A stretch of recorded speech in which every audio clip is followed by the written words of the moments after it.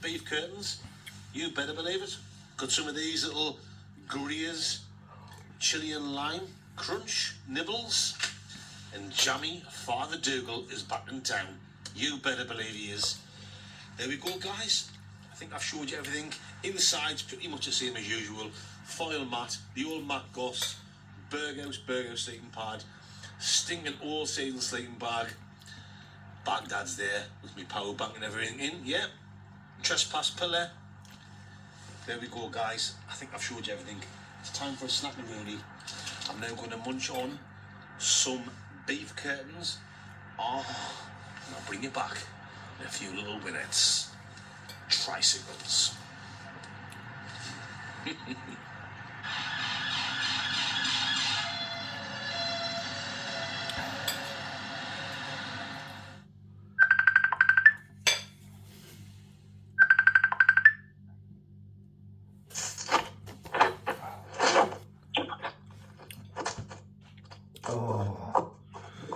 Oh, mandingo.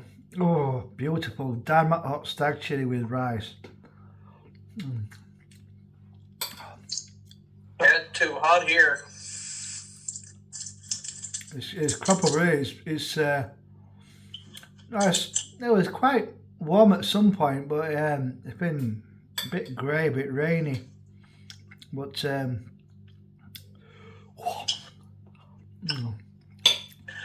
Yeah, my wife has a rule when we turn the heater on for the season that we won't turn the air conditioner back on.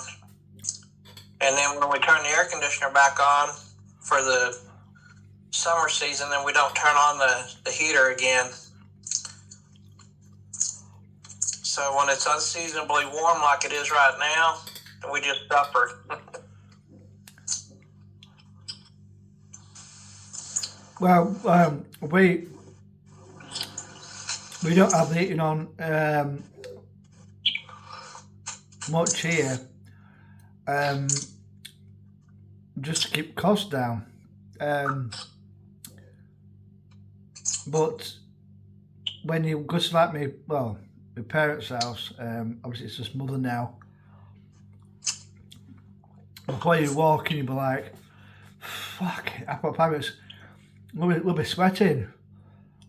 And if you're having any problems with his laptop, which he kept in we'll call the box room, basically it's just, there's enough room for a single bed and a wardrobe. It's at the front of the house next to the main parental bedroom. Yeah. Except with these guys, we got saying, what they did was they built like a, it was like a square cupboard, and then there was nothing. So what they did was they built a homemade bed over the gap, and then that gap underneath put some under like storage. So like like a wooden flat bit over the from where the square block is up to front of the house where it creates like a bed. We got the same here, and that's where Jeff sleeps, because we haven't got, like, our back bedroom is not really a bedroom, it hasn't been a bedroom, but I got in there, he never had the window open, and it was like, fucking, it was like not a musty smell, but a smell where the room obviously hasn't been ventilated. Yeah. But we have to have heating on now and again, otherwise you get that damp forms on the inside of windows. And it don't look very nice.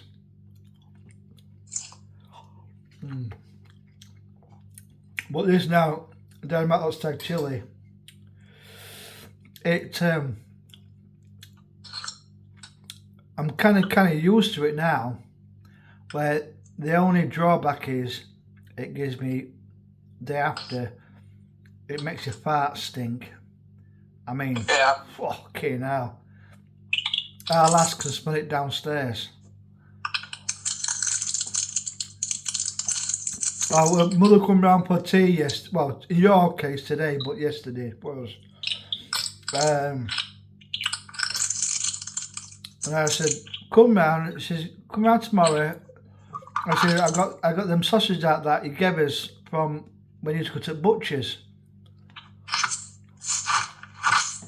Like 6 links of sausages which were done at the shop, this butcher's shop. And my dad used to go to in a place called Howden, and then nearby there was a little small food shop called the Co-op. And he gave us all meat, and I did the 6 sausages in. I put some red wine in, some French red wine, and then I put some gravy mix in, and I put a little bit of my old man's plum and sloe gin on top, so cooking in that, and it went down absolute storm. I thought, cool. Well, so I messaged him tonight to say, what sausage do you do? Because we want to take Amber the cat to vets because she's the fleas are mainly attacking the top of her head, and she's occasionally like a cough or wheezing, like it's a chest infection. Last time I gave some steroids and it did a world of good. And I said to him, on way back I'm going to get some sausages. Cause oh my God, this is lovely. I said, I know, we'll have it again. Got a leg of lamb I wanted to try on Saturday. Me and Alice were going to a show Saturday evening. There was a sitcom, if you ever check it out on BBC America, called it's a type called the Royal Family. Not royal as in the royal, Royle. Written by the late Caroline Aherne and Craig Cash. No laughter track, no studio audience.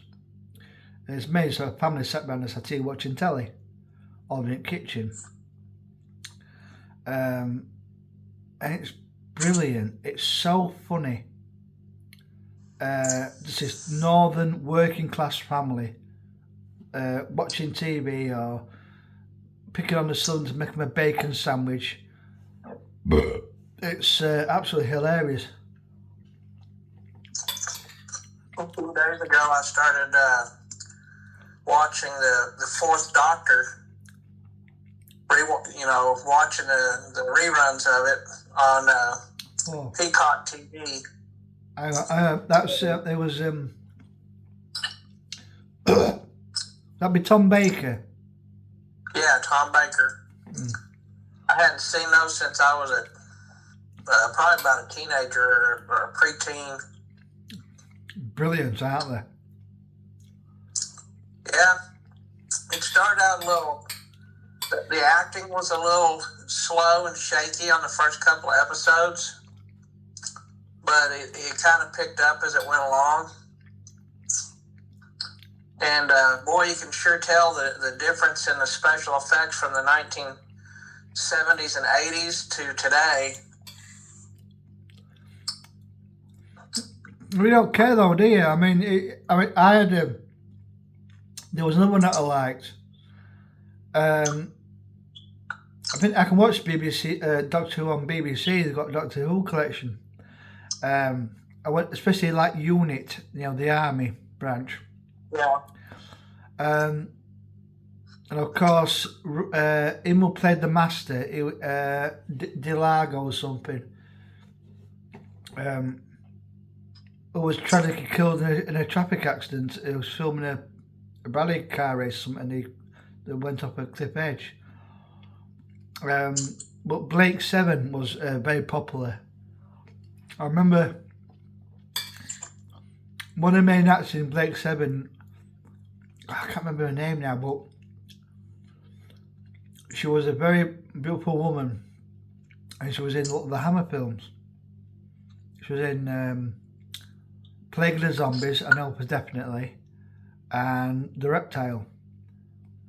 Of course, my military brain works overtime whenever I see stuff and it shows military stuff, and whenever I see stuff that's not, really accurate and realistic.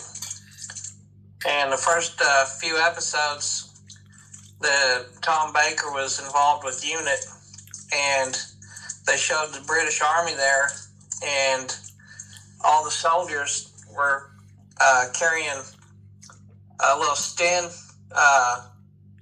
45 caliber submachine guns. Kind of have a little stick magazine that come out the side, and the first thing I noticed is that every one of them had them, which wouldn't have been typical for any British military regular unit that have been carrying rifles. Only specialized units that have Sten guns. And then the second thing I noticed is they were firing one at a time. They weren't firing full auto, and Stens were always only full auto. In fact, they didn't make a semi-auto version of the Sten gun until it come over here to the U.S. And then since the U.S. market had limited machine guns back in 1986 for civilians, then some of the distributors they reworked the insides and started making some semi-automatic versions for civilians to buy. What I can gather, the Sten gun was just like a cheap knock-up, like very cheap to make, and it was. That's all I remember about the Sten gun. I tell you what, I was thinking of Doctor Who, because back in the 70s, the British Army had the FAL rifles. And then they started getting the Enfields. The Enfield that have that's a bullpup design. Bloody, that's from World War One, wasn't it? Enfield rifle. Well, the Enfield was the manufacturer, and in World War One and World War Two, they had bolt action Enfields. But the British military, for the last about 40 years, they've had